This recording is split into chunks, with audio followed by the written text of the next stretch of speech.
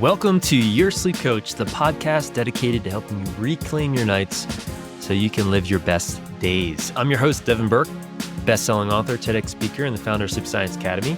I help exhausted insomniacs fall asleep, stay asleep, and wake up energized using proven science-backed strategies and holistic coaching methods. So whether you're tired of tossing and turning or looking to optimize your rest for better health, you are in the right place. So each episode, we're going to dive into expert insights, practical tips, and real-life success stories to help you sleep deeply to live fully. No pills, no gimmicks, just the tools you need to create the sleep you deserve. So get ready to say goodbye to sleepless nights and hello to more peaceful, powerful, and present you. Let's dive in.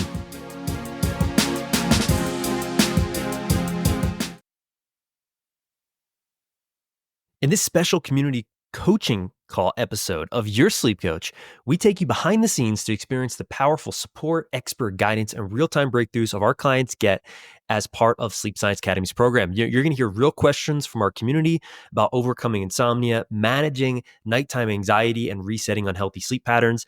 And you're going to gain practical tips you can use starting today to improve your own sleep.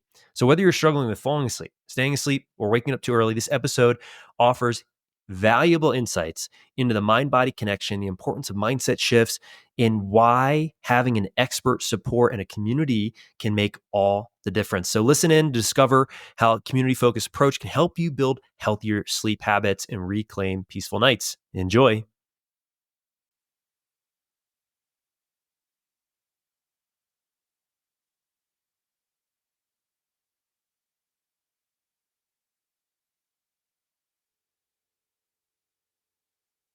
Okay, can everyone hear me?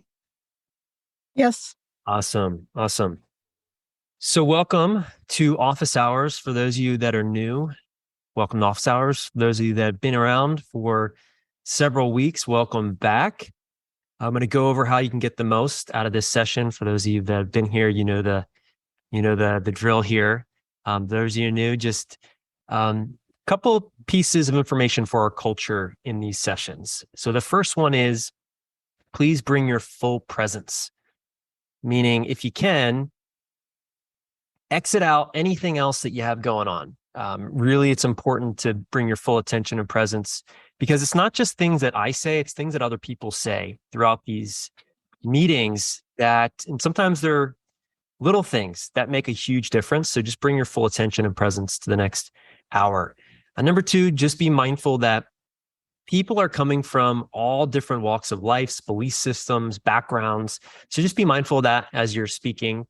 And number three, be determined to get what you need to continue to make progress. These sessions also can be triggering for certain people. And if that's the case, if that happens to you, and when I say triggering, meaning if something someone might say, something I might say might trigger you, might create fear, doubt, worry, frustration, anxiety. And if that's the case, welcome that.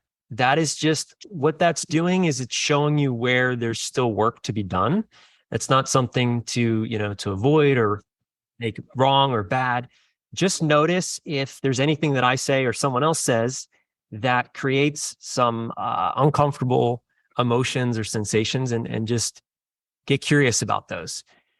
The first half of these sessions, we celebrate what's working. Why we do that is because most of the time, most of us are always focused on what's not working. And our brains are trained that way. It's a survival mechanism, but we want to start to train the brain to look for what's working. And we want to hear from other people that are taking the same journey that you're on right now, what's working for them, to remind us what works. The second half of this session, we are going to be talking about what you're working on. And this is where you get to bring your questions, your concerns, anything that's creating confusion, overwhelm, frustration. And this is where we get to have a conversation around how we can help you either shift what you're doing or how you're thinking about what you're doing, or both, depending on where you are and what you're struggling with. So all that being said, who would like to kick us off with a celebration? This could be a tangible result, a couple more minutes of sleep, This could be something you want to acknowledge yourself for. This could be something that you realize that you're doing that isn't working. Sometimes celebrations can be the inverse of oh, I realize that I'm continuing to do this thing. And I now see or know that this thing that I'm doing isn't useful, isn't helping me to move towards the goal of having the body able to fall back asleep. So who would like to kick us off with a celebration? It could be an insight, something you realized through either a training or something that your coach said, or something that you just realized as a result of going through this program and this exercise, wherever you are on your journey right now. And you can just either raise your hand or you could just unmute yourself and start to share.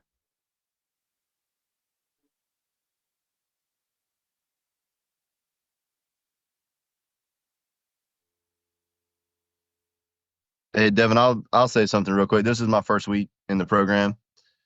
So I just went through the first couple mind phase sessions, and there was something in there about the 3Ps, the 3P patterns, right?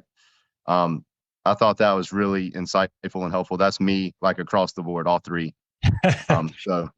Okay. So just to kind of to hear that and kind of take a step back and see that in myself was really super helpful right here from the get-go. Awesome. Trent, we'll celebrate you realizing that is it all three, or is there one primary pattern that you kind of have identified that is? No, it's all three strong, man. I'm an engineer, so problem solving, right, is straight off the bat. I'm a perfectionist from a child, and then of course with sleep issues, I'm like, oh God, what if I don't sleep? So then I put it on a pedestal. That's it. So now, I'm just curious, raise your hand if you're any or all of any of those 3P patterns. Yeah. So probably 90% of people here. And so what's great about that is you're going to find through these group sessions that you're not alone. And a lot of what you're going through that probably it felt like you were the only one that was going through it, that no one understood, that your situation was unique. You'll find that that's actually not true at all, that you're unique, but what you're dealing with and how you got there is not so unique, really. So that's great. The more you kind of identify with things as far as the psychology around what got you to where you are and what's maybe continuing to keep your body from doing what it knows how to do, massive step in the right direction. And thanks for being brave and being the first one to share. Yeah, for sure. Kristen. Well, I'm at the end, so Trent, you have lots to look forward to. But so I was kind of reevaluating and looking through stories. And while I still have stories that I'm telling myself, I counted my original list, which was 17, and I'm down to 5. So I thought that like reflection was kind of cool. And the stories are totally different now too. So it's an evolution. Yeah. So we're celebrating the progress going from 17 stories that you're telling yourself that weren't useful and probably not true to down to 5. Is that the celebration? Yep. Okay. So we still have 5 more stories to work through. Still a little work to do, but that's okay. That's okay. That's progress. 17 to 5. We'll take it. Yep. Thanks for sharing. Who else would like to share? Soraya, sure. You can just unmute yourself. And the unmute button is going to be usually on the bottom left, just for those of you that are new to Zoom. I'm also sometimes technologically challenged. So Soraya, let me see if I can help you unmute. Give me 1 second, because let me see here. There we go. I'm going to ask you to unmute and then just hit the button. There you go. Perfect. Sorry, sometimes it just doesn't want to work for me. I have cut down a quarter of my sleep meds. We'll celebrate that. You're going to find that a lot of people in this program, sometimes it's faster or slower, but anytime you're able to start to let go of something that was a crutch, not to make medication to vilify it or make it wrong or bad, because it's not, thank God we have it. But anytime we can start to let go of something that feel like we need, that's a celebration. So we'll definitely celebrate that for you. Thank you. It doesn't mean that there was great sleep because last night was not great. I'm paying for it today, but at least, I'm sticking to it. And for me, it's progress. Well, we'll celebrate the bravery of letting go, because not sometimes, very often, letting go of medication is very challenging. And what people do is they start to wean off medication and the sleep gets rocky, and then they get fearful and afraid, and then they jump back into the medication. And sometimes that's the appropriate. And again, I'm not giving you medical advice or telling you what to do with your medication. I'm just describing what most people do with their medications. And the more you can practice letting go and allowing yourself to sort of get uncomfortable, because it can be very uncomfortable as you change things. That's definitely a step in the right direction. So we'll celebrate that. Thanks for sharing. Diana, you can unmute yourself, and then we'll go Gail. Yeah, I'm unmuted. Yeah, so I had my dad in the hospital since last weekend, and normally during situations like that, like I would not be able to sleep. It will be really, really, really bad sleep. And I managed to sleep just fine, even though I was worried about what, the outcome. And actually my dad is going to be fine. He's totally okay. But for a while we didn't know, thought he was having a heart attack, pneumonia, and different complications. And that, even though we were really worried about him, I was able to sleep just fine. And then last night there was a really, really super loud rain that I would have never been able to sleep through because it was so loud. And I didn't panic. I just got a pair of earplugs and I actually fell asleep really good. So that was pretty amazing, because these are things that I would have not been able to do or not do as well in the past. Amazing. Well, we'll continue to build on evidence of possibility. And for those of you that are new here, borrow that evidence. If you don't have evidence yet that something is working for you, just start to borrow it from other people that you hear on these sessions, until it becomes real for you. So we'll go Gail, and then we'll go Andy. Okay. I'll be real brief. Unfortunately, I have to get off in a few minutes. I have to go pick up my dog. She's had half her teeth pulled, and I gotta go get her. But I haven't actually started the program entirely. I'm having my first coaching session tomorrow. But when I looked through some of the videos that I was told to look at before the coaching session, I was really took it to heart and internalized that my brain isn't destroyed. I actually can sleep. And I do know these things, but internalizing it is a whole different story. So I focused on internalizing that, it is a natural process, which I know, but I'm a little neurotic sometimes. I think about those things, but I actually started internalizing these things, and I actually have been able to sleep a little better. I haven't slept in 2.5 years for like more than 2 hours a night practically. And LTBI, that's TB. I was a TB nurse. CBT-I wasn't working for me several times. And I'm convinced that this is going to help because it's helped already. Great. Well, we'll celebrate. I haven't got my Aura ring yet. Okay. We'll celebrate you starting this process. We'll celebrate you already starting to see some light at the end of the just from some of the content you've been through. And we'll celebrate you just being here. So thanks for sharing. And you'll have a recording of this, so don't worry that you're okay, good. Yeah. So Andy. Can you hear me? Yes, we can. Hi there. Yeah, so I want to celebrate. I'm about 3 or 4 weeks into this, and I wanted to celebrate that I'm about 75% cut back on my sleep medicine, which is clorazepam, which I've been on for about 10 years. And it can be challenging at night each time I make a small reduction. And I've done this, I started just before the program, but it can be very challenging at night. But after a week or two, I start to feel better. And then I wait a little while, another week or two, and do another reduction. So it's been challenging, but like I said, 75%. So that's what I want to celebrate. And the fact that I'm sleeping about an average of about 5 hours a night with my Aura ring. I heard some people saying the Aura ring can throw them off by paying too much attention to it. For me, it helps because I always feel like I didn't sleep, and then I see the ring and ensures me that I did actually get some REM sleep and some deep sleep, and I feel better, and I feel like I have more energy just by reading the report. So yeah, I just wanted to celebrate that I am sleeping without a lot of medicine, just a very small amount now, and doing the process. And I don't have this sleeping on a pedestal. When I wake up at night, I might toss and turn for a while, and almost every night I'm falling back to sleep. It's just not giving it a lot of attention is the main thing that I'm doing. We'll celebrate cutting back on the medication. We'll celebrate you not giving sleep unnecessary attention. We'll celebrate you getting sleep despite cutting back on the medication.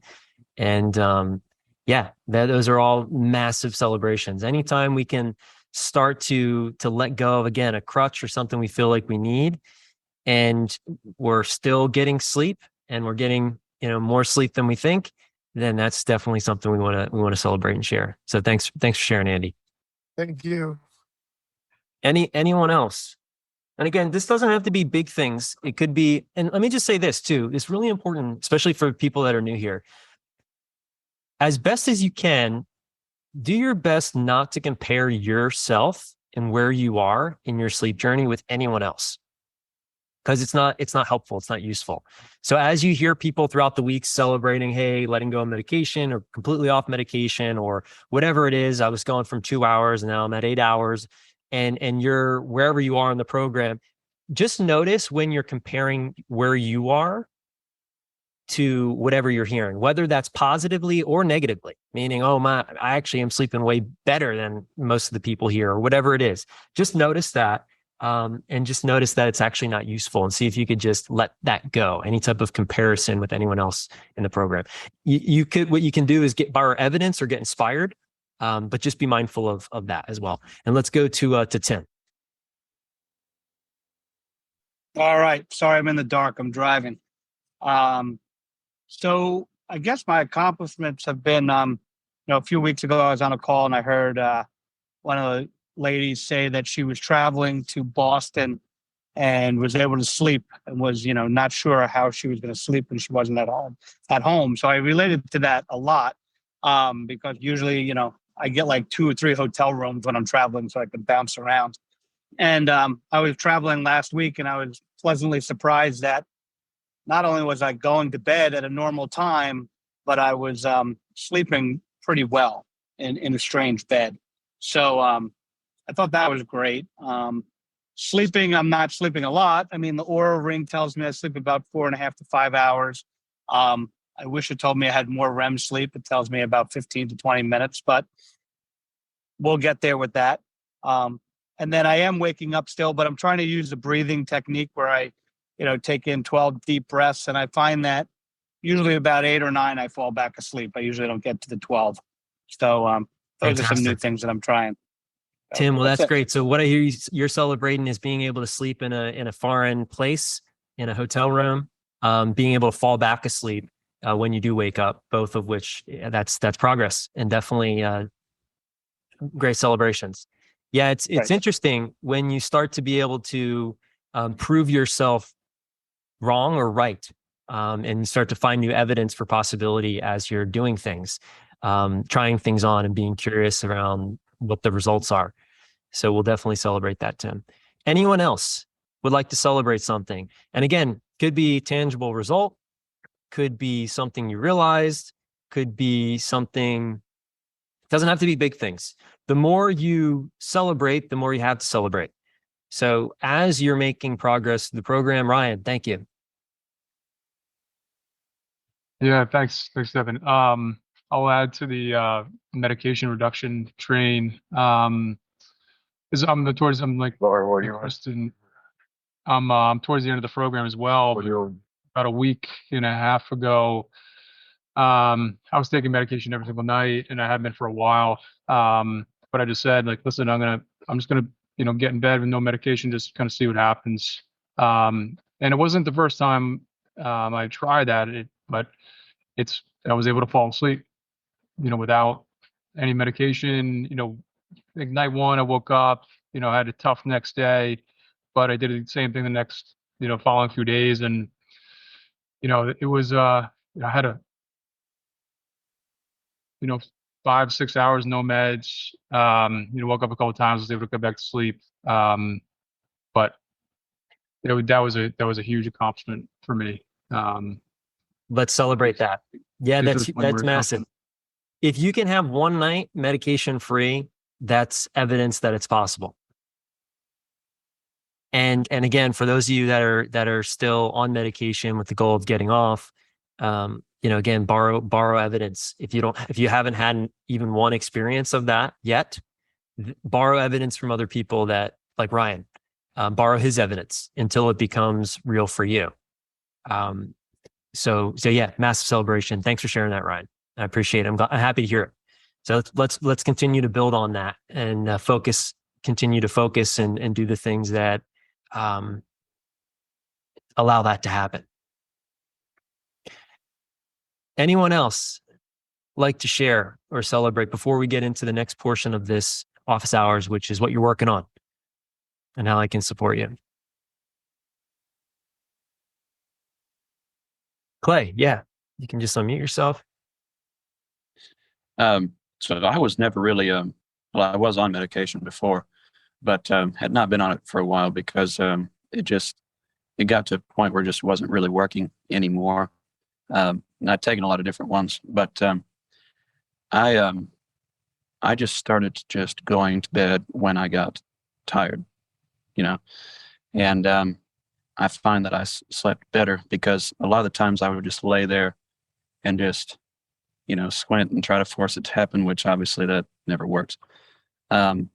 So I just went to bed later, woke up at the same time, and ended up with actually more sleep that way.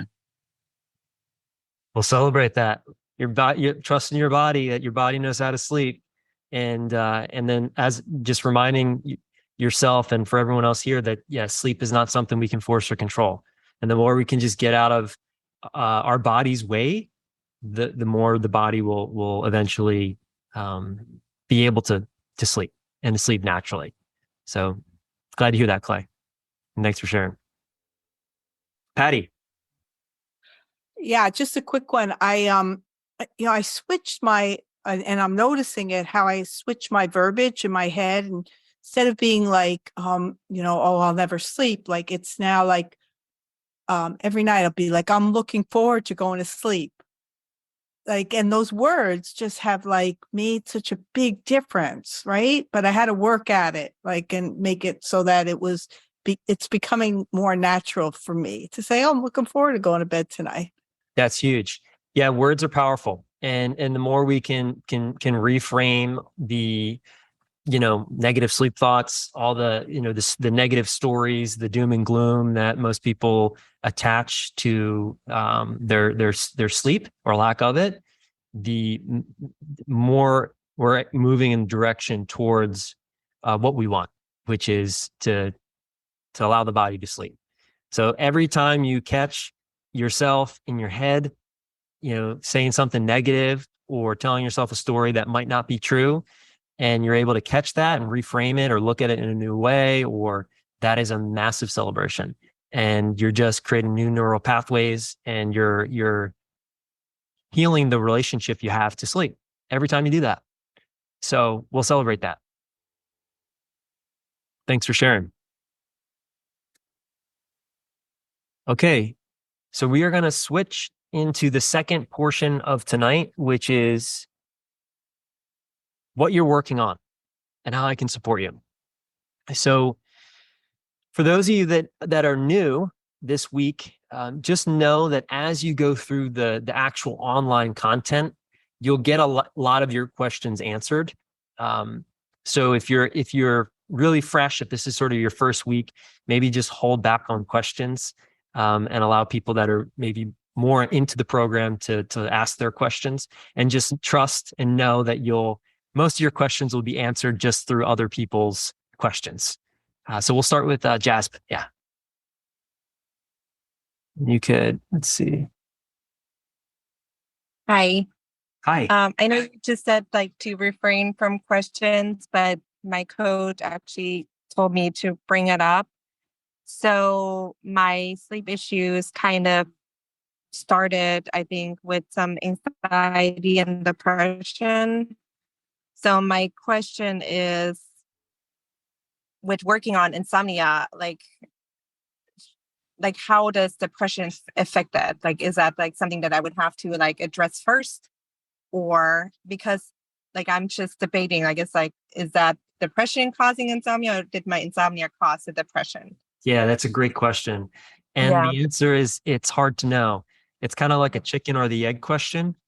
But what we do know is when you solve for one, you usually solve for both. Okay. So whether it's your, depression is creating insomnia or insomnia is creating depression, it doesn't really matter, because once you're able to, and a lot of the tools that you're going to learn and be applying are going to be very applicable to whatever was creating the depressed state. So a lot of the tools that you're going to learn, a lot of the things that you're going to be understanding and embodying and applying are very, very effective for insomnia, and are very, very effective for understanding, well, what are you telling yourself that's keeping you in a box of low energy and a depressed state.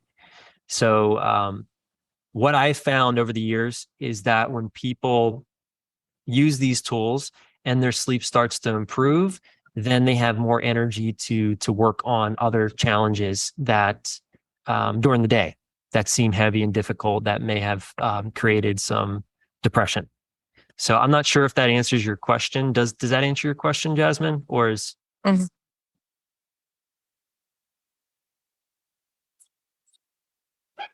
I think you're breaking up. Was that yes?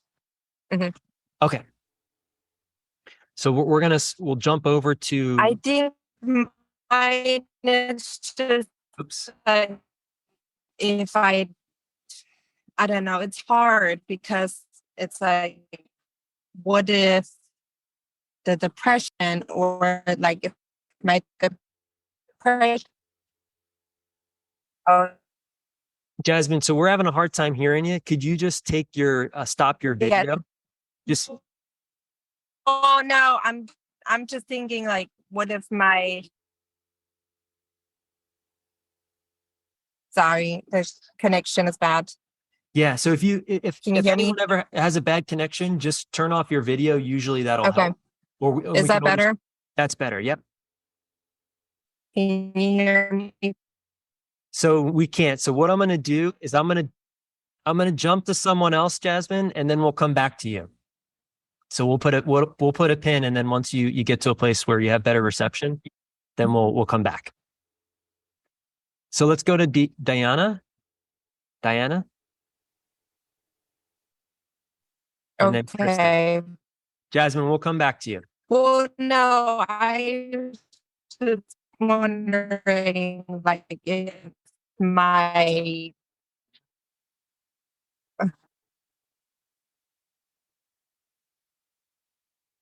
Okay, so I think she hopefully it got through.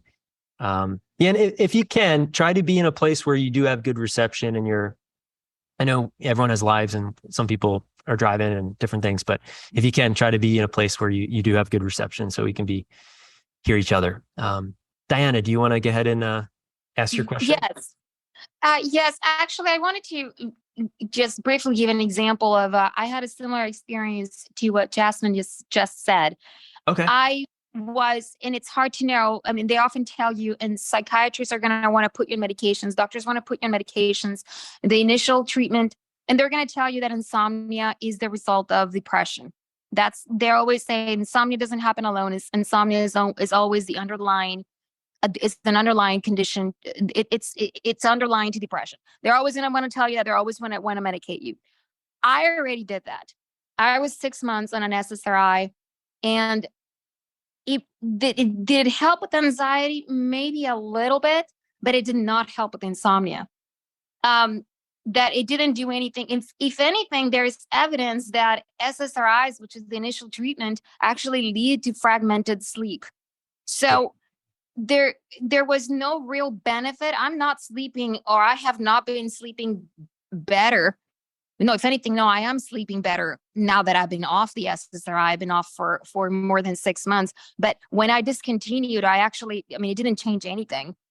Maybe the anxiety crept up a little bit, but there was no real benefit to being for what I had, which if I had depression and anxiety, it was caused by the insomnia that I was experiencing. I mean, of course, it's going to change your mental, your mood at every possible level. So I just wanted to share that. I mean, I'm again not giving medical advice, but I wanted to share that was my perspective. It didn't do anything, and SSRIs are actually, it's well documented, they do lead to fragmented sleep.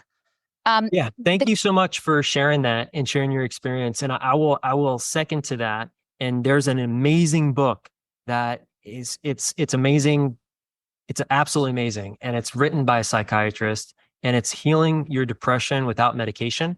And what's really interesting about that book is that a lot of what this I didn't know about this book until one of our clients shared it with me. They said, wow, did you ever read this book? Because the program is very similar in a lot of ways to this lady's book. And I said, no, I never heard of it. But she talks about the evidence around what you just said about SSRIs. And now let me just say, again, it's really important not to vilify medication and make it wrong or make it bad or be afraid of it. Because there's a time and a place for medication. And I think, so sometimes people get stuck and they think it's poison or whatever it is. And there's a time and a place for it. So, but I would highly recommend anyone that would consider themselves as in a depression or depressed that is here tonight to get that book. It's an amazing book, and it's only going to support everything that you're learning in this program. So, so thank you for bringing that up, Diana. Oh, and Devin, I do have a question, the personal one, my own journey here. So yeah. Devin, I'm having a really, really, really, really difficult time with the letting go of what caused insomnia. My specific case relates to just noise. I mean, just inordinate amount of noise that I was exposed to for a period of like probably 4 or 5 months that caused this for me. That was the real cause. And I look back and it's a real trigger for me. And I have PTSD from it because it was just horrendous noise from different neighbors in a different place where I was living, and that I was just not accustomed because he was never like that. So every time that I'm awake, I look back and reflect on those incidents. And of course, I complained multiple times. I did everything that I could to rectify and fix the situation with the neighbors, but nothing would change. So I look back and go, if that never happened to me, I would not be suffering from insomnia right now. And it's like, they were so inconsiderate, and it's really hard for me to let go. One of the things that I related to what you said, where maybe we don't have to forgive, but we do have to release. So I've been working on that, because forgiveness, that's gonna be tough for me. But the release aspect, it's necessary for my own well-being. But I do find myself going back and going, damn, if that never happened to me, if that family had been more considerate, I wouldn't be going through this. I'm having a hard time with that. Thank you. Yeah. So couple questions for you. Do you think knowing the cause of what created this for you is going to help you solve it?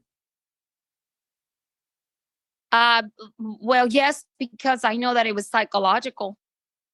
So, and do you believe that, holding on to anger or resentment or frustration for whatever created this, is going to help you sleep now? Or do you think that would be getting in the way of you being able to sleep? It's definitely getting on the way, but I just can't seem to let go of like what caused it. That was so avoidable. So what would you have to be letting go of? Because if we know that holding on to this is going to continue to make it challenging for you to solve, is it more important for you to start to sleep better, or is it more important to you to hold on to and be upset with what may have got you to where you are now? I want to sleep, and I deserve to sleep well every single night. And I will do whatever it takes. But when I experience moments of frustration, it still comes to mind. And there's nothing wrong with feeling frustrated. There's nothing wrong with that. Absolutely. That's a human emotion. There's nothing wrong with getting angry or frustrated. And knowing that, okay, there's this resentment or story around, well, if these people didn't have the noise so loud, or if this was different, or they should have, been more considerate, or I should have, whatever it is, all the shoulds or shouldn'ts, that's all stuff that's just going to continue to keep you up. And so you have a choice, and the choice is it more important to you? And you already answered it. So then the next question would be, what would it take for you to start to just let go of that, or create a little bit of space? Maybe not, you don't have to get to a place where you forgive them or whatever, but just to create a little bit of space around when the frustration comes up, when you think about what may have caused this for you. What would that look like for you? What would you have to do differently or remind yourself of? Well, I picture a conveyor belt leaving my mind with bags of like frustration and anger and just landing somewhere else. And I just kind of visualize that, and it's going to land, I don't know, somewhere in outer space, because I don't want it inside of me. That's Perfect. just, that visual works for me. I love it. I love visuals, and I think that's great. So every time this thought comes up of, I shouldn't be experiencing this, or that they should have been more quiet, or whatever it is, I want you to literally just practice that visualization of putting the bags on the conveyor belt and sending them to space. Like that's because the reality is, we can't change the past. You're here now. How you got here, it really doesn't matter. You're here. So let's deal with what's here, and let's deal with it in a way that allows you to move forward instead of stay stuck or even potentially move backward. Does that make sense? Yes. Okay. So that's the practice. So just to be really clear, you're thinking about these people, they created this noise that then, created this insomnia for you, and you're getting frustrated or angry. Conveyor belt. Yes. Does that make sense? Yes. I can automatically connect the two things. Thank you. Beautiful. You're welcome. Thanks for the question. Are you feeling complete, or do you have another question around this? Oh no, I'm good. Thank you very much. Thank you. You're welcome. Kristen. Hi. So, like I said, I'm at the end, and I went like 2 weeks solid sleep, like 8-ish hours a night.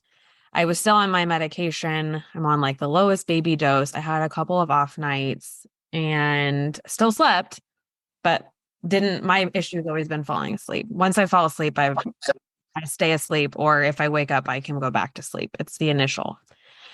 And I'm just having a really hard time like letting go of that last like baby dose, even though I know it's probably not doing anything. I just I thought I was like ready to say goodbye and like be done. And then I had those couple off nights, and now I feel like even the last few nights have been okay, I'm really struggling to like let go of that. And some of the like negative thoughts have creeped back in, and I'm much better prepared to handle them now. But I guess I kind of thought by the end I was going to be like, oh, I'm cured, Yes. So I'm kind of struggling with the like transition. Okay. So let me start off by saying you're more than welcome to continue to come to office hours. Yeah, I know. So we're not going to just say, we're not going to say, see you later. No, I know. So let me so let's talk about this. So the situation is, you're still taking a little bit of medication, and there's some fear and some resistance around completely just letting it all go. Is that? Yeah. And then there's like the fear of what happens if I have an off night. Am I going to like go back to it? Yeah. Okay.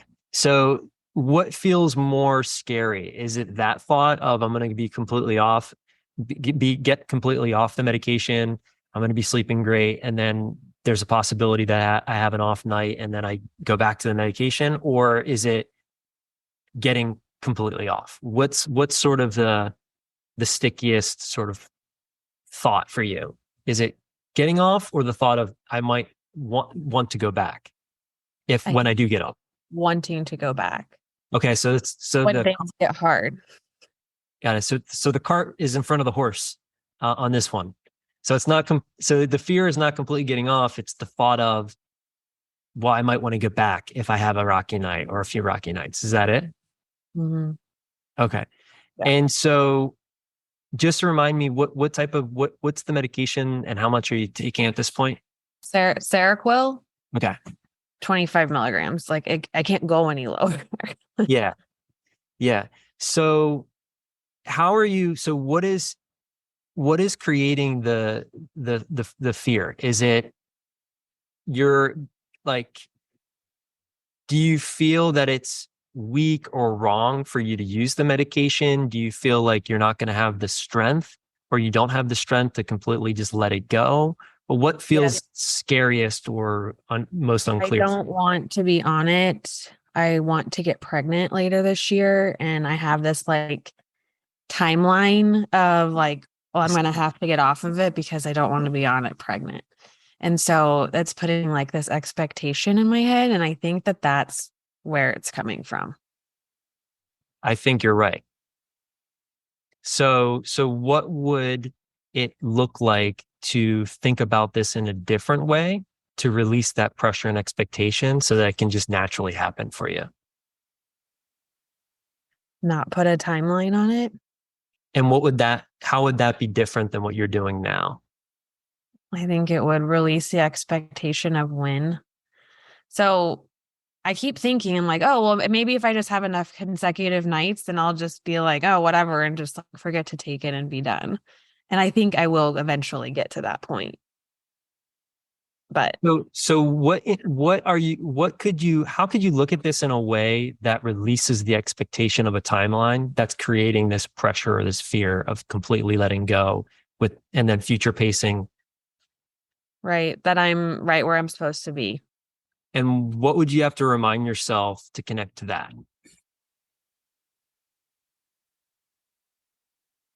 These are hard questions, Devin. What would I have to remind myself of? That my body is perfectly healthy and capable of sleeping, and I'm right where I'm supposed to be because that's where I am right now. And when you connect to that truth, how does that feel in your body? It releases, it lightens. So that's the practice for you. So notice the expectation, notice when you're putting pressure on a timeline because of, some future goals of getting pregnant and being off the medication. Notice that that's happening, and then connect back to what you just said. And so it's one of these things that it's going to take practice. It's going to take and build on the evidence of all of the 17 stories that you sort of shifted and let go of or moved through down to the 5. Is this one of the 5, by the way? Mm-hmm. Okay. So, well, I thought I was dying I thought I was going to die when I first started. So, and you're still here. If anybody else thinks that, then yeah, you can get past that one. That's amazing. You're alive and you're here. So yeah, so I would just say that it's, continue to it's just like any practice. So you notice, okay, I'm thinking something that's future paced, that's in the future, that's not in the now. I have an just notice it, go through, oh, okay, notice what you're doing.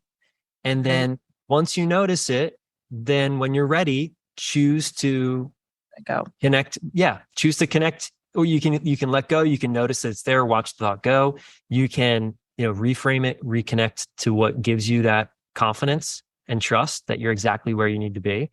And then just sort of notice how that feels in your body. Notice how it might feel, go from feeling like contracted and afraid and scary to more open and relaxed and released. Does the PTSD ever go away of those nights? Yeah, when you can get to a place where you actually can like look forward to those nights, even if they come, that's when you're a master, and you can get to that place. So it's like when you fully can just get to a place where, whether or not you sleep great or not, you are like, I'm going to be okay. Whether I have bad nights of sleep or I sleep great, like you can say that and authentically say that, you're going to get there. I'm like 98% there, I think. So you got 2% to go. So that's, I think you might be able to. You think what? You'll get there. If there's Okay. only 2%. Yeah. So it's just a matter of just continuing to double down on what you know works, and just continue to recognize when you're in that pattern of expecting or putting pressure on or a timeline, and just release it. Just like you released the 17 other things that weren't true or useful to help you get to where you are now. Yep. Does that make sense? That's really helpful. Thank you. And like I said, you're more than welcome to come back here and get reminders. Reminders are helpful. Yeah. Ryan. Yeah, two things. One, just a thought for Kristen, that's something that's worked for me, and then a question. So what worked for me when I was, trying to get off the meds, was having the safety thought that they're always there for me. And so just trying to say to myself, get as calm as I can, meditate for better, whatever. And then just going to bed, trying to go without it. And then just having like that safety thought, like, oh, you know what? If I can't sleep, no problem.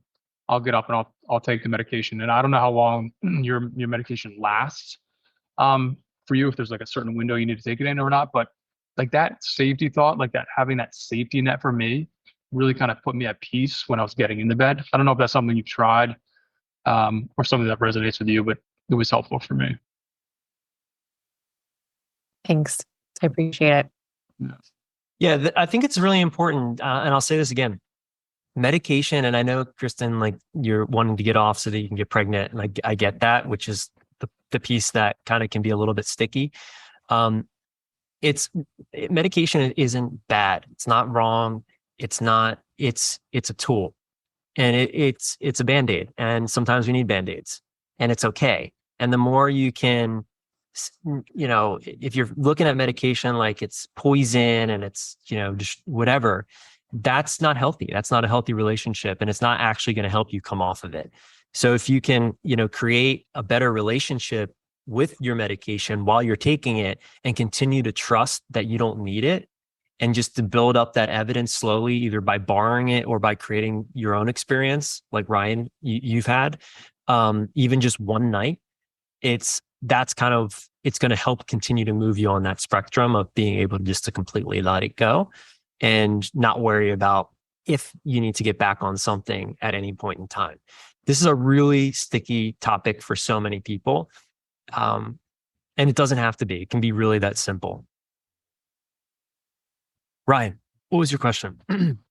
Yeah. So, like I mentioned before, I had probably a string of, I think, 6 nights where I was able to fall asleep, and I woke up a couple of times throughout the night, but I was able to, more or less fall back asleep and string together, 5 or 6 hours where I felt great. And then I had, something came up, at work, or I forget what it was exactly. And it really derailed me. And so, since those, that string of nights, I'm sort of back in like I wouldn't say a negative spiral, but just a little bit of a loop.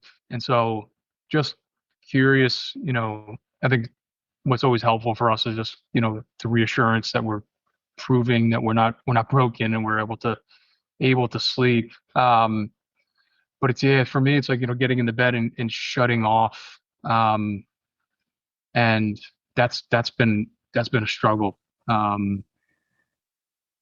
Okay. So what I hear, you started to have like some consecutive momentum, and then something happened at work that kind of threw a wrench, and then that caused an off night, and then that off night kind of cascaded into a couple off nights. Is that the situation? Yeah. Okay. So let's, are you willing to, for me to ask some questions around this? Sure. So on that night that, after having I don't want to call it a streak, but after having more natural sleep, let's just say, and you had an off night, how did you start to think about it the next day? Because the challenge is, an off night There's nothing wrong with an off night of sleep. I have them. It's normal. People have them. It's really how you relate and what you tell yourself and what you make those off nights mean that then can cascade into multiple off nights. And that's where we kind of want to catch it, because, everyone has sleep challenges at some point. It's normal and natural. The difference is what we make it mean and the stories we tell ourselves and what we do or don't do the next day that then can become sort of like a sort of snowball.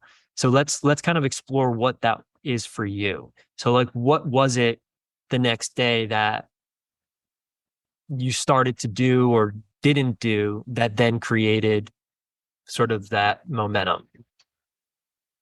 Yeah, I think, it rattles the belief table a little bit that, that there is nothing wrong, or that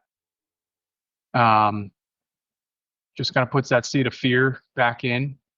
So I think that's it, is just sort of how the stories that I would tell myself a little bit that, I'm back, there's something wrong, or so it's kind of telling that story of that just brings a little bit of fear and anxiety back into the mix and doesn't let me kind of, shut down at night.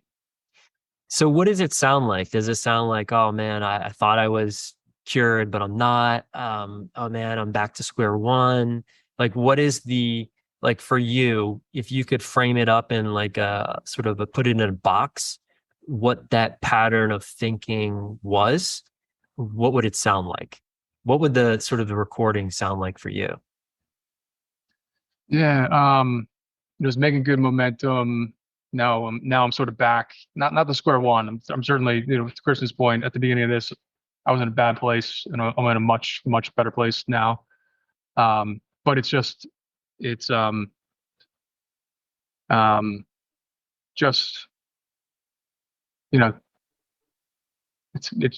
making it harder for me to sort of let go of some of those underlying fears and sleep anxiety, stuff like that, where I'm just constantly, like, throughout the day, I'm like thinking about sleep all day. Okay. So yeah. So for you, an off night, the next day, the pattern is you think about sleep all next day. Are you clear on why that's not, or how that's not helpful, and why that can make it more challenging for the following sleep doing that? Maybe not enough. Yeah. So when you find yourself, and this is a great question for everyone. When you find yourself thinking or obsessing about sleep, what do you do? Well, first and foremost, is that going to lead us more for our bodies to be able to sleep, or is that going to make it more challenging for sleep to happen? Make it more challenging. No. Okay. So we know that that's not helpful or not useful. And this is really, really common. A lot of times people become obsessed, and they start thinking about sleep and thinking about all the things that they need to do or should do, or get confused about what to do. And it's like, sleep. I need sleep. It's kind of like a starving person that's looking for food, only it can become like that. And so how could you, Ryan, relate to, on those nights where you have challenging sleep, what tools or techniques or insights or reminders could you connect to notice if and when that's happening, to then start to just let it go of those thoughts, or just see those thoughts come and see those thoughts go? Like, what for you could you do, or are you willing to try or do, or has worked for you in the past in those times where you kind of start to overthink sleep? Yeah. I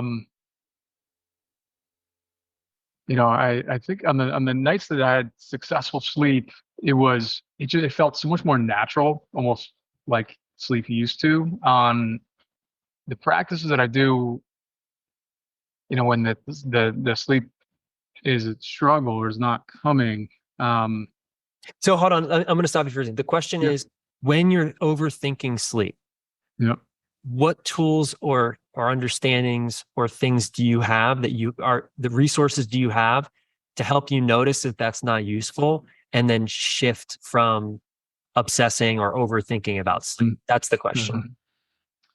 Yeah, I mean, meditating, trying to just get outside, go for a walk, do some breathing exercises. Those are the techniques I when I find myself sort of obsessing about it, or just having heightened anxiety in the middle of the day where I start to think about it. Um, those are the tools that I'm generally using. Okay. Have you attempted to sit with those thoughts and watch those thoughts come and watch those go, and sort of sit with the feelings that come along with those thoughts? Have you practiced any of that yet? A little bit, but it's hard, I guess. I've definitely gotten, getting to the point where of acceptance and, befriending the insomnia a little bit. It's hard on some nights, but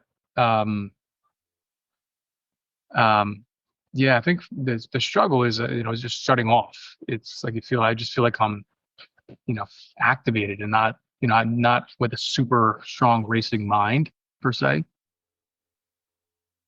So what I'm suggesting is actually boring into the feeling and the thoughts. So there's two ways we can do this. We can do things, we can distract ourselves with healthy things like exercising or meditating, or in the moment, we can breathe to kind of calm our nervous system down. And then that's sort of, I would say, like the first level, really useful, very practical tools.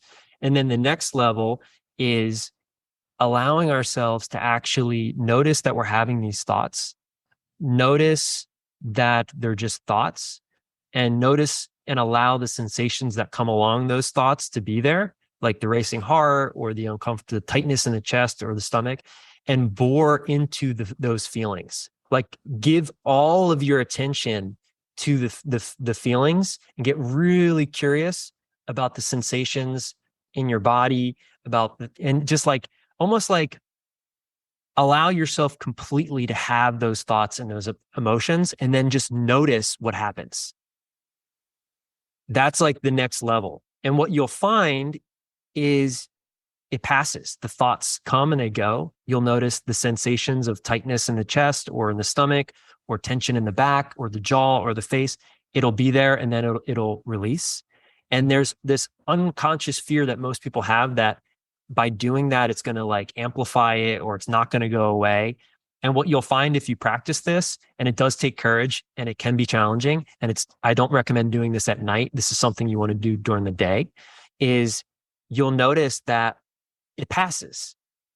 By actually boring into the emotions and actually allowing yourself to have those thoughts and not trying to push those thoughts out or distract yourself, they're there and then they're gone. Mm.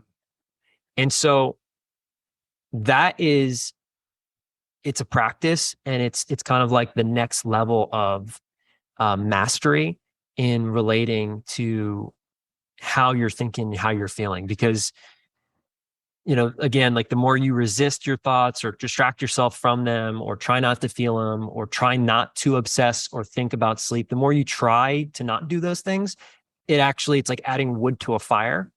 The fire just gets bigger and bigger. And and the opposite of that would be like putting a blanket on the fire, and it's going to get smoky, and it might be a little bit, uncomfortable breathing in smoke, but then the fire eventually goes out. Mm. Does that make That's helpful. sense? Yes, that's helpful. And so it can be challenging, and it's not always an easy practice. And this is a practice that I wouldn't recommend people do in the middle of the night. It's one that you actually can do during the day.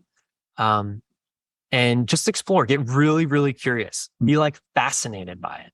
Like the more you can get into a state of curiosity and fascination around like make it lighter, make it not so serious. Like if you can do things to make your sleep challenge actually like hilarious or funny or light, it's very helpful. Very helpful. Like I had this woman, actually, she used to put a clown nose on. So in the middle of the night, she would wake up and she, it felt really scary and serious. And so what she did, she had a clown nose, and she would go put the clown nose on, and she would stare herself in the mirror with the clown nose on, and she would just start cracking up laughing. And then what that did, it released, the tension and the tightness and the seriousness of what she was dealing with. And paradoxically, the sleep train came, their sleep bus, she just got on it and she was able to get back to sleep. So, I mean, if you can, like, sometimes it's like, if you can shift the seriousness of how this feels and make it almost like lighter, it becomes lighter. And that might be something to explore as well. I mean, you maybe don't have to go with clown nose, but that might be something to play with while you're also sort of getting to that next level of sitting with the thoughts and the emotions. Yeah, it's helpful. Thank you. Taylor. And if anyone has to go, you can just go. I'm going to stay for a little bit extra here. So don't feel bad about jumping off. If you need to jump, that's totally cool. Yeah. Hey, Devin. I'm towards the end of the program, and I've been in it now for probably about 10 weeks. This is my first time coming to office hours. Wednesday is kind of difficult, so I'm glad we're able to do it today. I'm glad I came. Just long story short, my wife and I, we'd sold our business in South Florida. We had a restaurant, and I was not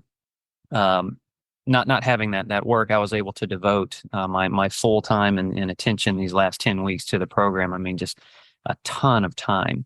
But just to be honest, and this is something I've talked with my sleep coach, I'm not really seeing a lot of progress. And my sleep problem I've had since I was 18. I'm 36 now. And first, I'm glad I did come to the office hours, because listening to Kristen, she said she takes Seroquel, and I've been taking Seroquel, a huge dosage, for a really long time. And it was interesting to hear her and another gentleman say they felt like they're dying when they entered the program. Well, that's what I felt like for a really long time. So in other words, I'm glad I came. But so now that I've been through the program, through the modules, and I've tried to put so many things into practice. Like I said, I'm not seeing progress. And what fascinated me when I started going through the program is what you said. What you resist persists, and what you fight, you fuel. I mean, that was just a huge, revelation to me. And but now that I'm in this position, I'm kind of just trying to figure out, what am I missing, Yeah. And, when I go back and I listen to modules, I mean, I just focus on two, making insomnia. I mean, is insomnia a friend or foe?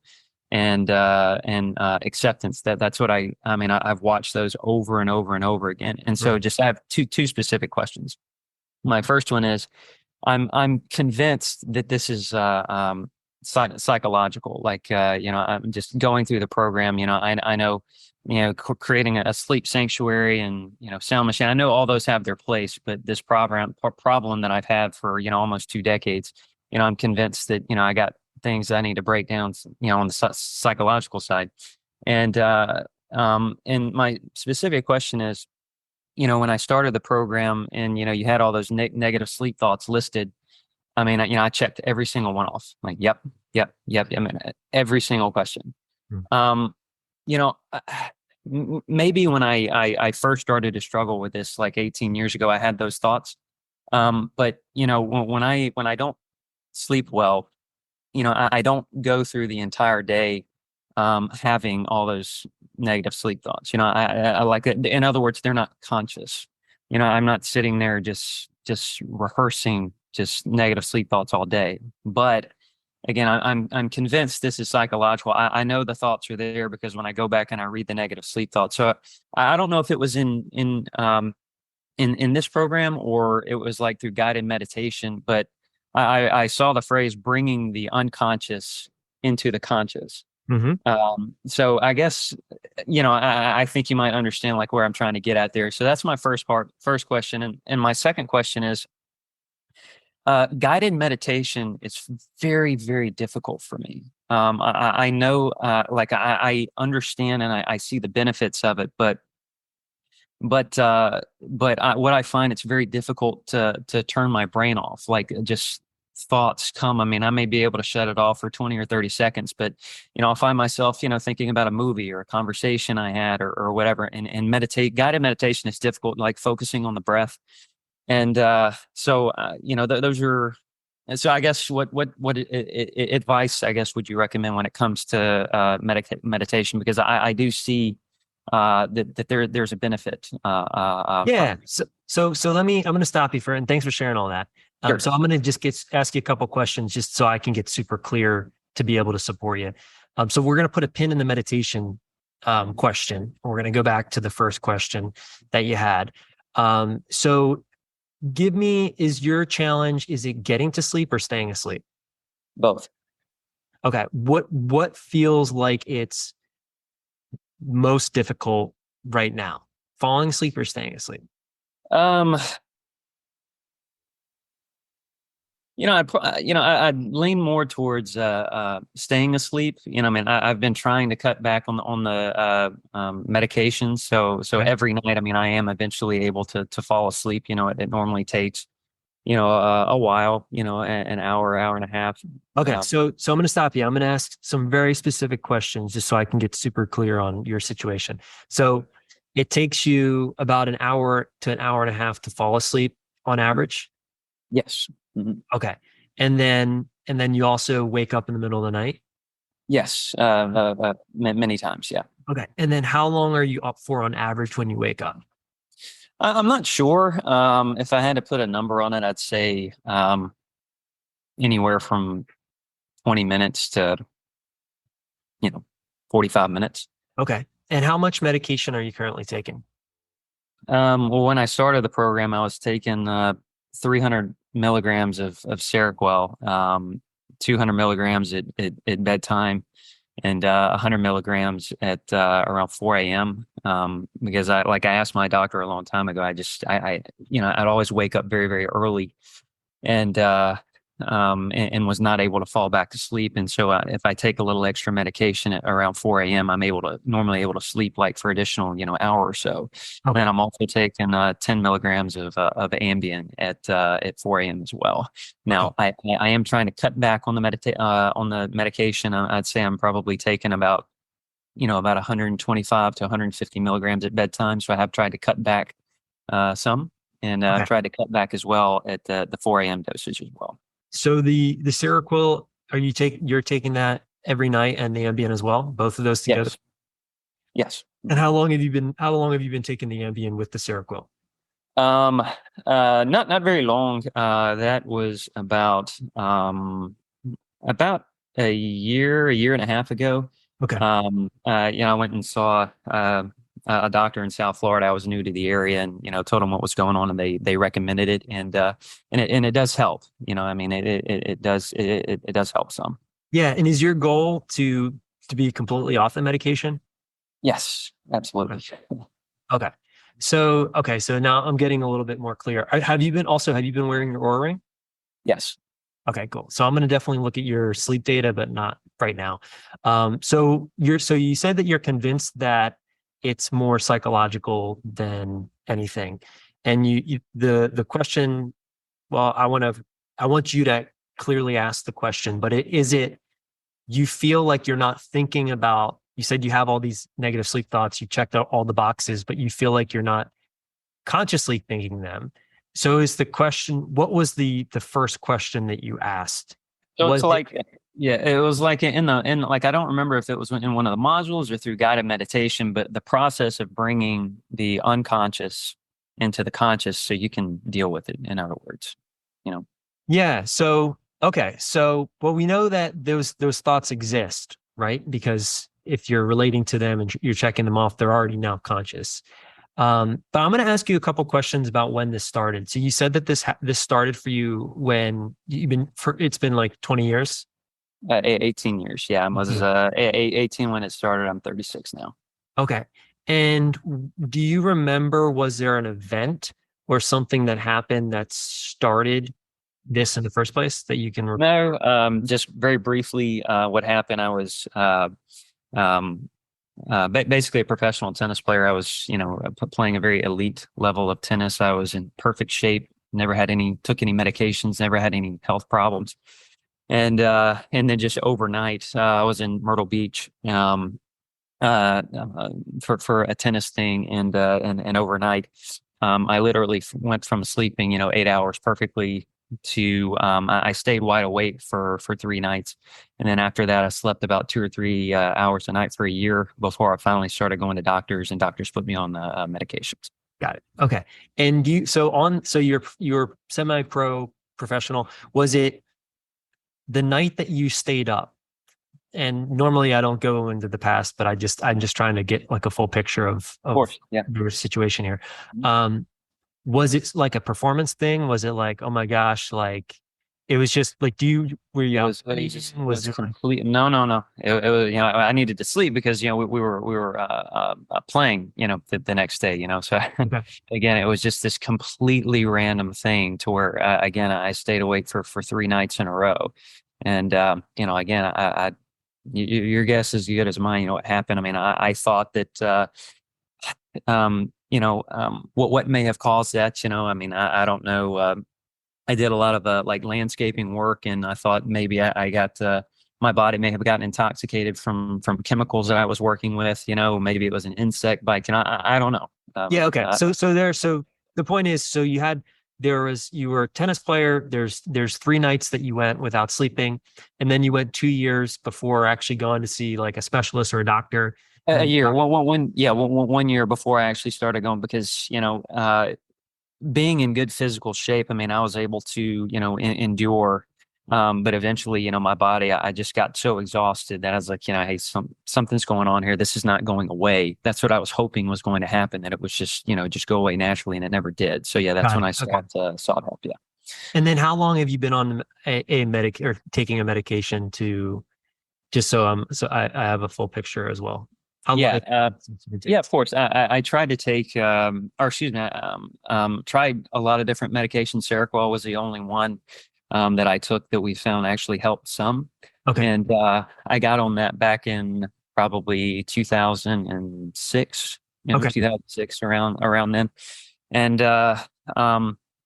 it was a big dosage at first. I think it was something like 500 milligrams or something. And it was just a huge dose there originally. And I've tried to get off it a couple of different times over this journey, this last 18 years.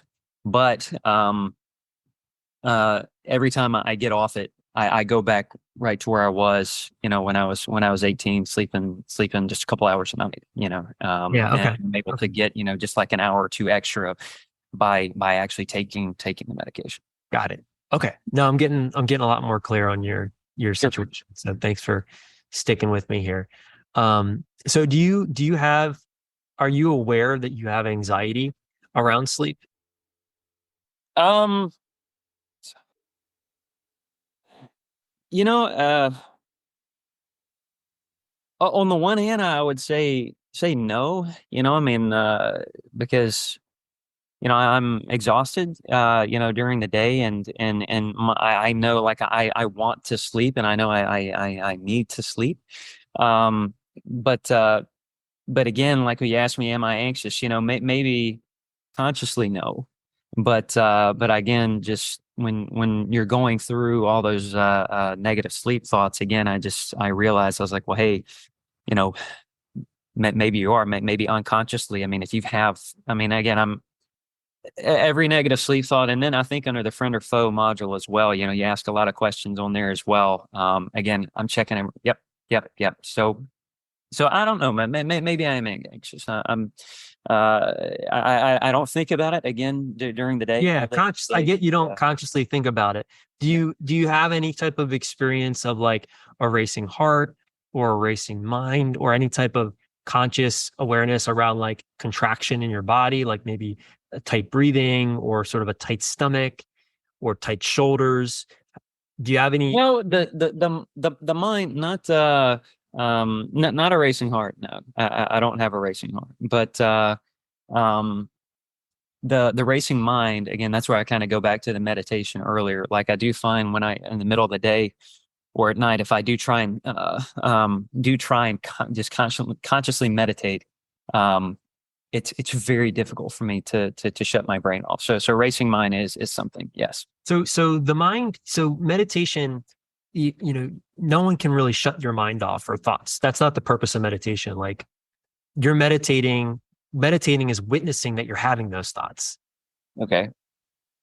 Does that make sense? Sure. Yeah, it does. So the purpose of meditation is not to clear your head of all your thoughts, because that's impossible.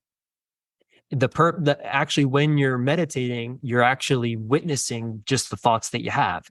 And you might notice, oh, wow, I have a lot of thoughts.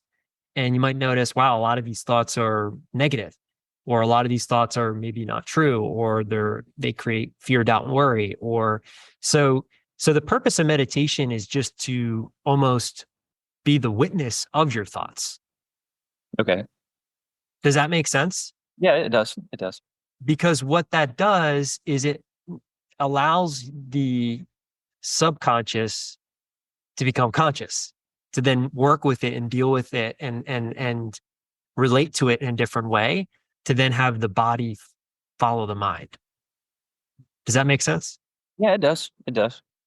So when you're having these thoughts of like, whatever they are, the negative sleep thoughts, since going through those exercises, have you been able to create awareness that actually you are having thoughts like this that are creating some fear, doubt, worry, frustration, anxiety, whatever language you want to put around it?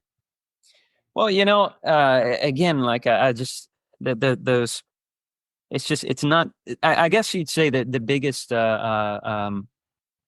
negative sleep thought that I would say that I would have on a daily basis is I'm exhausted. That's the biggest thought that goes through my mind, because physically my body I am exhausted, and that is a thought that I think about throughout the entire day.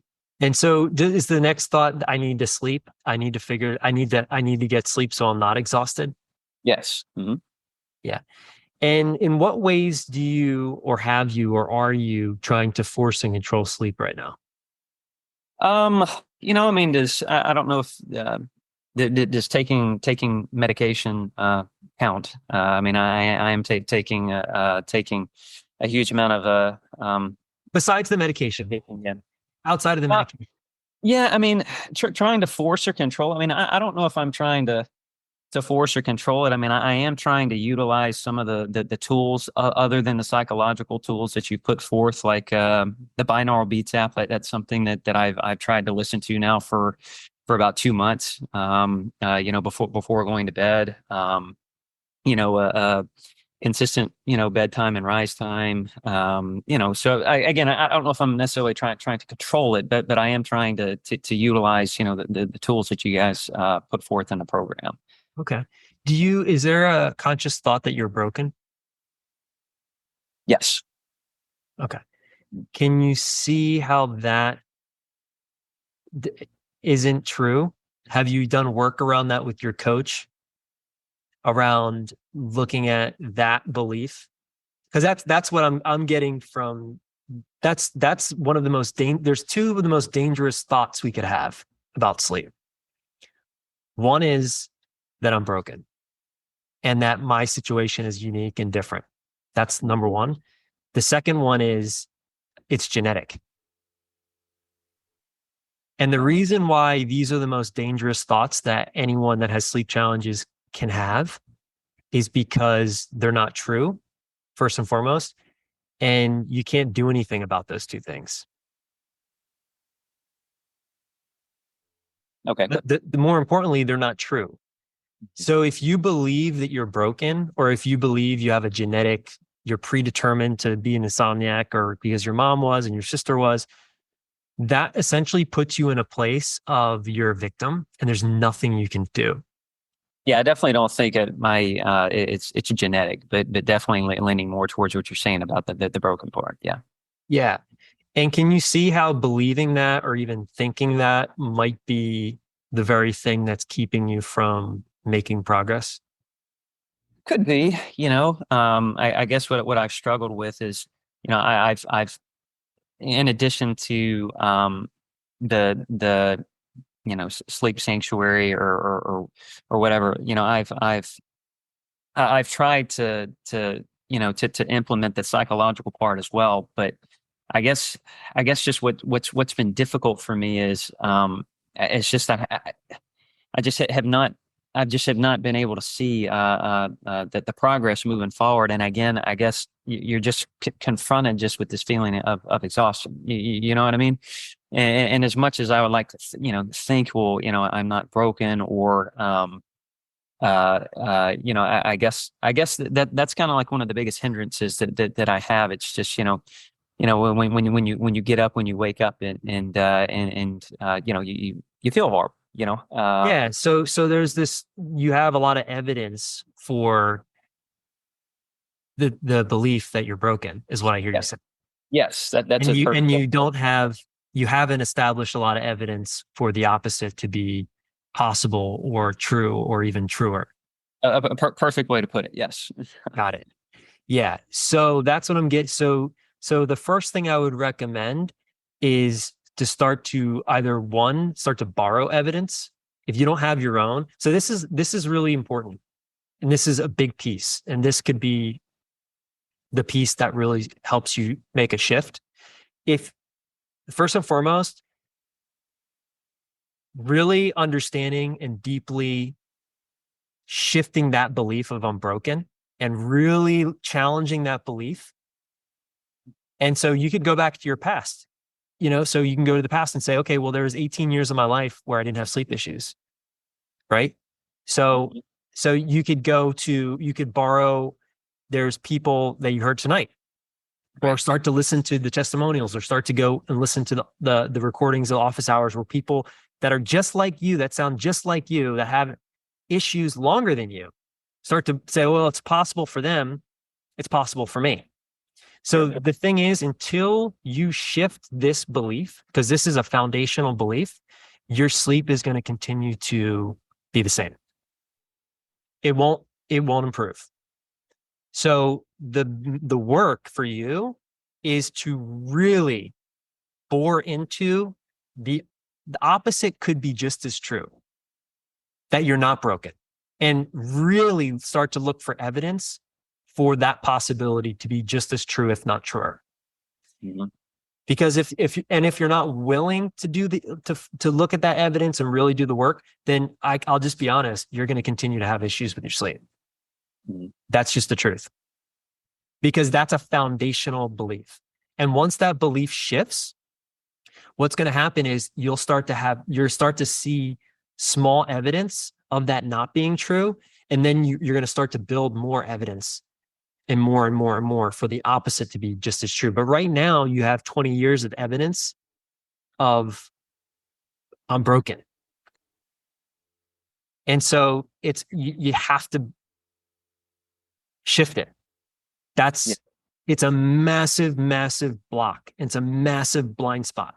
Like for example, the evidence that I am broken, that you confront, this is something else. When this happened, within about 6 or 8 weeks, when this happened to me 18 years ago, I had to stop playing tennis, and I lost the ability because I did not physically have the stamina on the court to be able to do what I once did. And I didn't have to give up playing completely, but, I lost that. And, it's something that I'll never be able to get back. I mean, I'm older now, but so like, for example, I guess, I don't know. It's Taylor, let me ask you something. How do you react when you believe the thought of I'm broken? How do I react? How do you react? When you believe that to be true, how do you react? Well,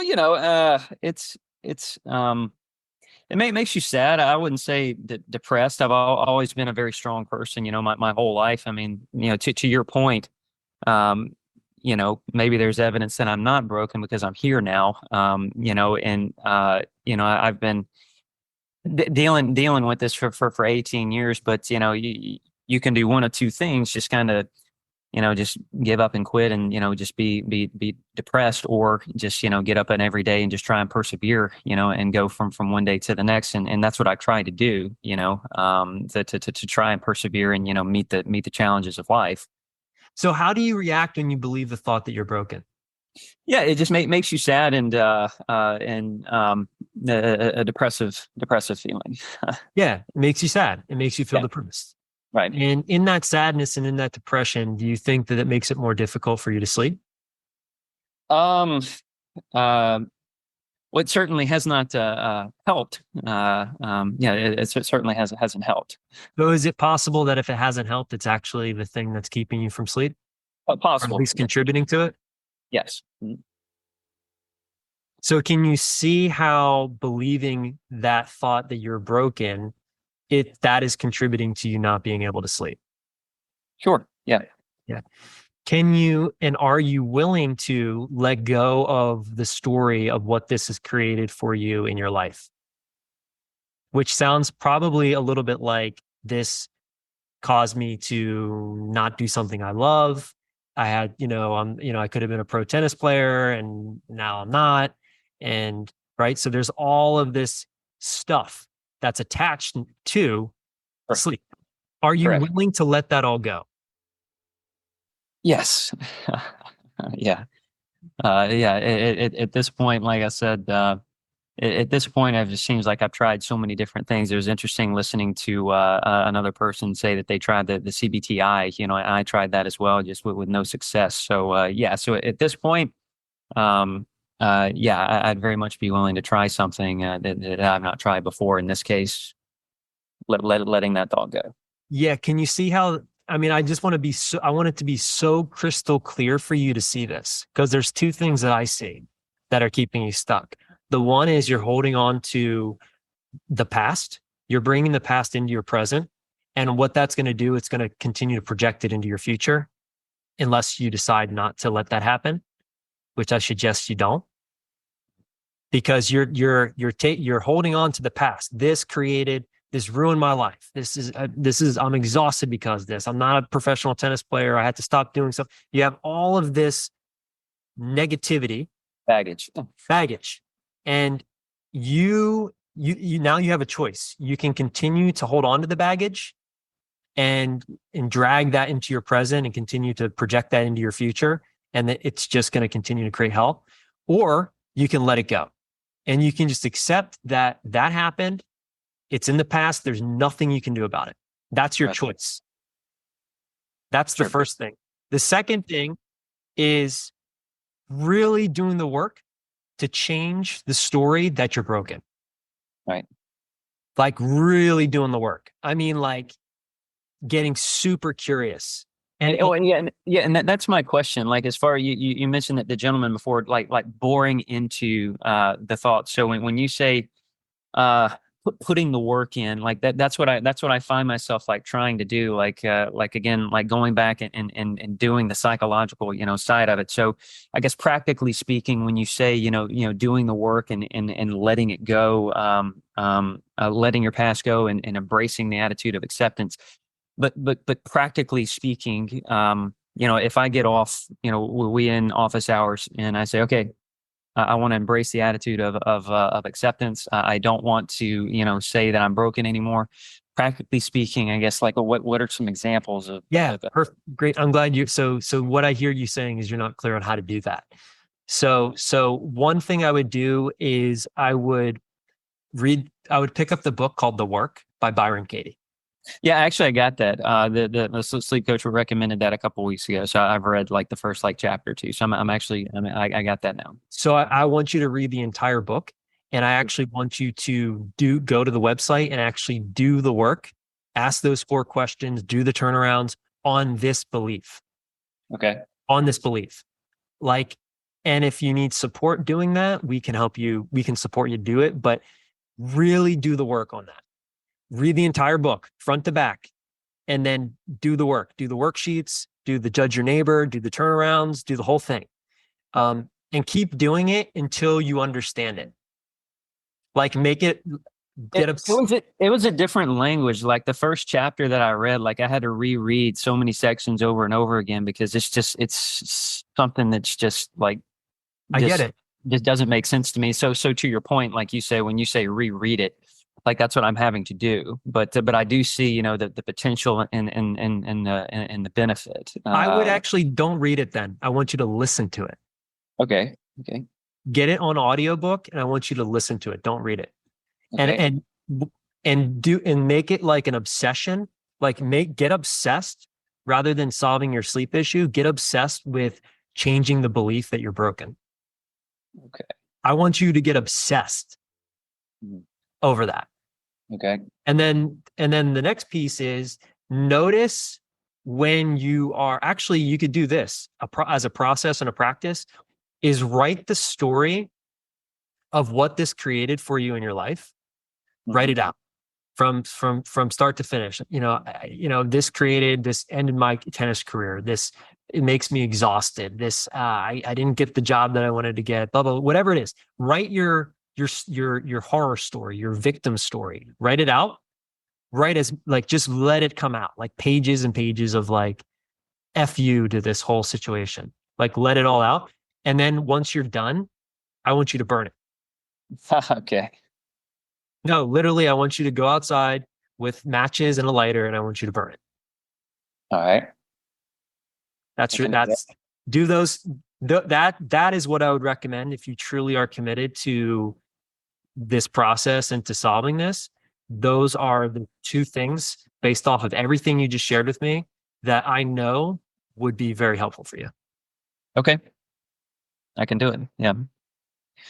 Yeah, good. And then make sure that you come here next week, and it's going to be on a Thursday. So, and I want to hear what your experience was. So like read that book, listen to that book between now and next week, write your story out and burn it. And then next week, I'm going to ask you about how these two things, how I'm going to hold you accountable to this. That's what I was about to say. You're going to hold me accountable to it. Yeah, because here's the thing, man. I mean, nothing's going to change. Nothing's going to change unless you decide that you are ready for it to change. Yeah, and like I said, I mean, it's frustrating. And I don't know if maybe I fell into one of those patterns, a gentleman talked about earlier, because again, like, I mean, I've spent hundreds of hours going through the program and listening to the module. So it's not necessarily like a lack of effort or dedication, but it's just kind of like I'm still stuck. Yeah, I just like need tools to. Yeah, you know what it is, Taylor? It's not a lack. It's a lack of understanding. Sure. Yeah. That's it. And so, but now it's like I get you. I understand. I really do. I understand where you're at, and I'm telling you, if you do these things, it will make a difference. Well, I appreciate that. Yeah, I mean, life has been hard. It's been. I get it. It's been difficult. So yeah. So, and that would be the next thing after you do these two things that I'm suggesting, is choosing to make it easier. Because the story of life's been hard and is hard, and I see you getting emotional, and that's great. You need to let yourself have those emotions, and then when you're ready, let them go. Because you have a choice of life continuing to be hard or not. That's a choice you have. Sure. And I would like to support you to make a choice of it doesn't have to be as hard as it's been, by seeing the ways in which you're making it hard. Sure.